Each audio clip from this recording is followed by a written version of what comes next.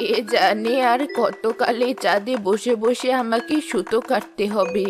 সবাই কত কিছু করে, আর আমার বসে বসে এই এক কাজ করতে হয়। না, আর এসব ভেবে লাভ নেই। এদিকে সময় যে ফুরিয়ে আসছে। এই রূপার সুতার কাপড়ে সোনার জরিতে কাজ করা জামাটা পরিরানীর জন্য বানিয়ে ফেলতে হবে। তাড়াতাড়ি এখনই রূপার সুতাগুলো কেটে ফেলি।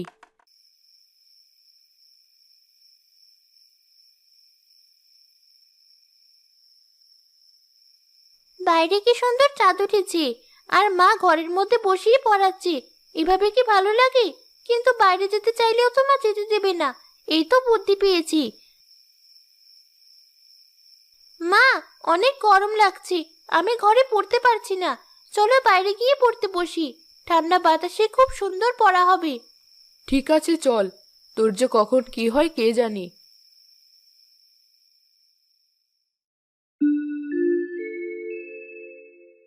এ কি ময়না, আকাশের দিকে অমন করে তাকিয়ে কি দেখছিস? ঘরে গরম বলে বাইরে পড়াতে নিয়ে এলাম, এখন বাইরে এসে চাঁদের দিকে তাকিয়ে আছিস কেন? চাঁদ দেখছি। দেখছো না কেমন সুন্দর জলজল করছে? মা, ছোটবেলায় তুমি চাঁদের বুড়ির কথা বলতে। সে এখন কি করছে মা? কি আর করবে, নিশ্চয় সুতো কাটছে। চাঁদের বুড়ি কি সবসময় সুতো কাটে? তাহলে এত সুতো দিয়ে কি করে চাঁদের বুড়ি? বুড়ির আর কে কে আছে? তোর এসব কথার উত্তর আমি আর দিতে পারবো না। কি সব অদ্ভুত প্রশ্ন করে, এসব আমি কি করে জানবো? বাইরে এলো পড়তে, এখন পড়াশোনা বাদ দিয়ে গল্প শুরু করে দিয়েছে। পড় বলছি, খালি পড়ায় ফাঁকি দেওয়ার মতলব। মা, তুমি রাগ করছো কেন? আমার আসলে চাঁদের বুড়ির কথা খুব মনে পড়ে। আমি কি চাঁদে গিয়ে চাঁদের বুড়ির সাথে কথা বলতে পারবো না? এই মেয়েকে কি করে বোঝাবো এসব রূপকথা? মেয়েটা কিছুতেই বুঝতে চায় না। কেন যে ওকে চাঁদের বুড়ির গল্প বলেছিলাম কে জানে। যাওয়া যায় তো, কিন্তু তার জন্য অনেক লেখাপড়া করতে হয়। লেখাপড়া করে বড় বিজ্ঞানী হতে হয়। তারপর রকেটে চড়ে চাঁদে গিয়ে চাঁদের বুড়ির সাথে দেখা করা যায়, কথা বলা যায়। এখন তুই যদি তার সাথে দেখা করতে চাস, তাহলে তোকেও অনেক পড়তে হবে। সত্যি বলছো?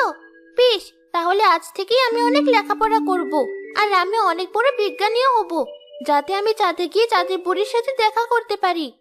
ঠিক আছে, তাহলে এবার আর চাঁদের দিকে তাকিয়ে না থেকে পড়া শুরু কর।